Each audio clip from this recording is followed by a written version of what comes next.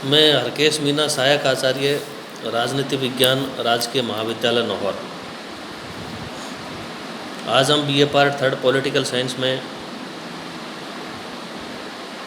पाश्चात्य राजनीतिक विचारकों में लाक के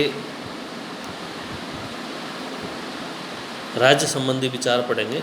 लाक के राज्य की विशेषताओं के बारे में हम पढ़ेंगे कि लाक के राज्य की प्रमुख विशेषता क्या है और क्रांति के बारे में लाक के क्या विचार हैं।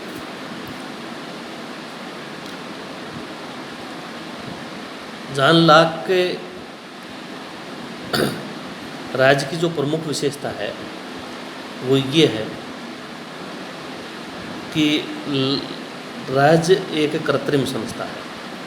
समझौतावादी राज्य को कृत्रिम संस्था मानते हैं। कृत्रिम संस्था से तात्पर्य यह है कि राज्य मानव प्रयत्न से निर्मित एक संस्था है। और जैसे कि पिछले वीडियो में हमने ये पढ़ा कि प्राकृतिक अवस्था में जो आधारभूत असुविधाएं थी, उन आधारभूत असुविधाओं को दूर करने के लिए मनुष्य ने पारस्परिक सहमति के द्वारा राज्य की स्थापना की। इस प्रकार राज्य एक कृत्रिम संस्था है। व्यक्ति साध्य है और राज्य साधन, अर्थात राज्य व्यक्ति के लिए है, न कि व्यक्ति राज्य के लिए।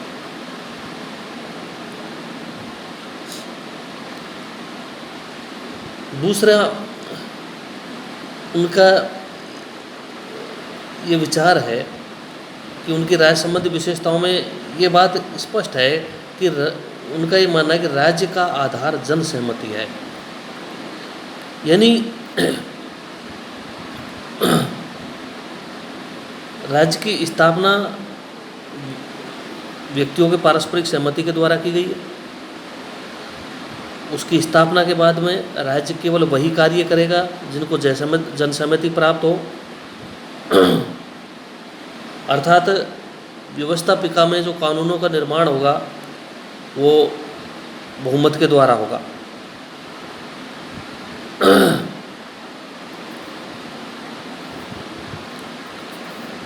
और इसका सीधा सा मतलब ये है कि अल्पमत को बहुमत का निर्णय स्वीकार करना पड़ेगा, लेकिन हमेशा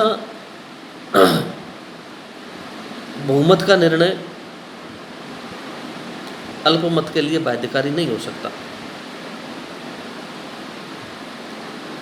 इसलिए यदि व्यवस्थापिका बहुमत द्वारा ऐसे निर्णय करती है जो वास्तव में प्राकृतिक कानूनों का उल्लंघन है, प्राकृतिक अधिकारों में वो हस्तक्षेप करते हैं, तो जनता ऐसे निर्णय और ऐसे कानूनों का जो है विरोध कर सकती है। अर्थात तो इस प्रकार हम कह सकते हैं कि अंतिम दृष्टि से वो ये मानते हैं कि राज्य का आधार जन सहमति ही है।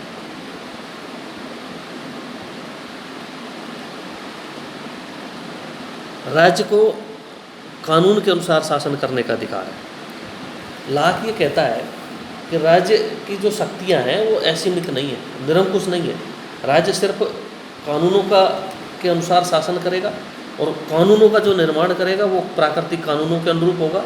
और कानून ऐसे होंगे जो प्राकृतिक अधिकारों में हस्तक्षेप नहीं करेंगे।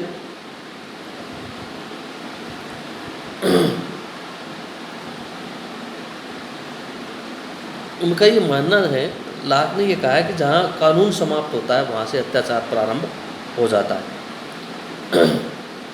इसलिए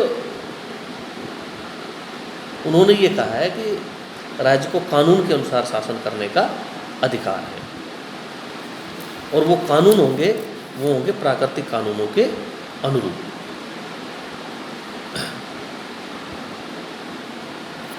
अगला हम कह सकते हैं कि जो राज्य का जो कार्य क्षेत्र है वो सीमित है। लाक ने ये माना है कि राज्य का कार्य क्षेत्र सीमित है।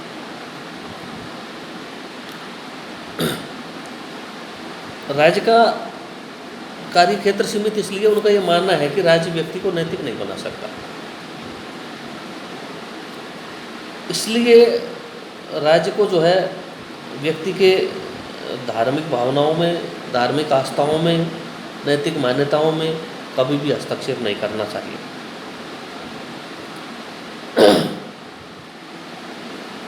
और दूसरा, राज्य कोई भी कार्य करेगा वो प्राकृतिक कानून और प्राकृतिक अधिकारों की मर्यादा में रह के करेगा। इस दृष्टि से हम ये कह सकते हैं कि राज्य का जो कार्य क्षेत्र है वो सीमित है, और यदि कोई व्यक्ति अन्य व्यक्तियों के प्राकृतिक अधिकारों का अतिक्रमण करता है, अन्य व्यक्तियों के प्राकृतिक अधिकारों में हस्तक्षेप करता है, तो राज्य को ये अधिकार है कि वो ऐसे व्यक्तियों को नियमानुसार दंडित करे। तो ये लाग के राज्य की प्रमुख विशेषता है। अब हम देखते हैं कि राज्य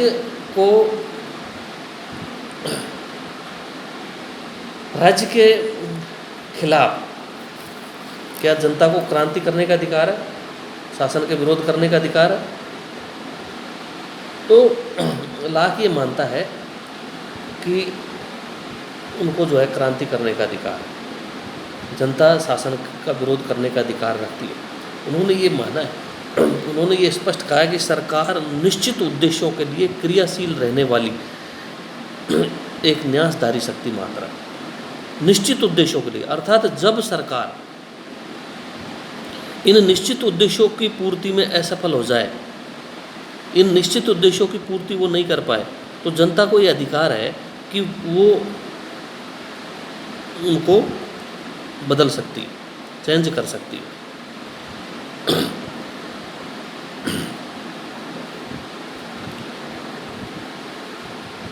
ऐसे कोई कार्य जो प्राकृतिक अधिकारों को उपभोग में बाधा डालने वाली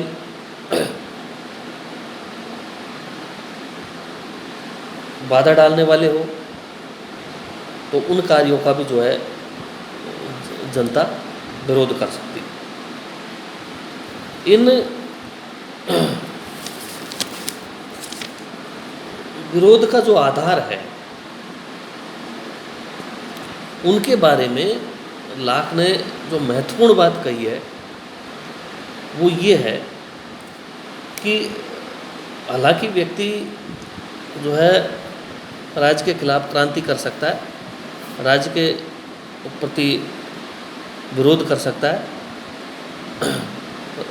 लेकिन उन्होंने ये कहा है कि शासन के विरुद्ध क्रांति तभी की जानी चाहिए जब आपको ये लगे कि वास्तव में शासन के जो अत्याचार है वो बहुत हद तक बढ़ गए हैं, उनको सहना बर्दाश्त के बाहर है, और शासन आपके जो है प्राकृतिक अधिकारों की रक्षा में पूरी तरह से असफल हो गया है। वो आपके प्राकृतिक अधिकारों की रक्षा नहीं करे, वो प्राकृतिक कानूनों के अनुसार शासन नहीं करे, और उसके अत्याचार जब बहुत ज़्यादा बढ़ जाए, असहनीय हो जाए, तो उसके खिलाफ क्रांति करनी चाहिए।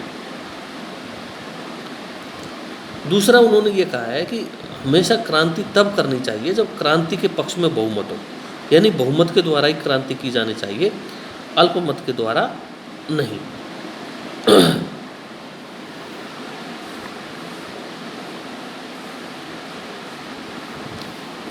तो कुल मिला के उन्होंने ये कहा है कि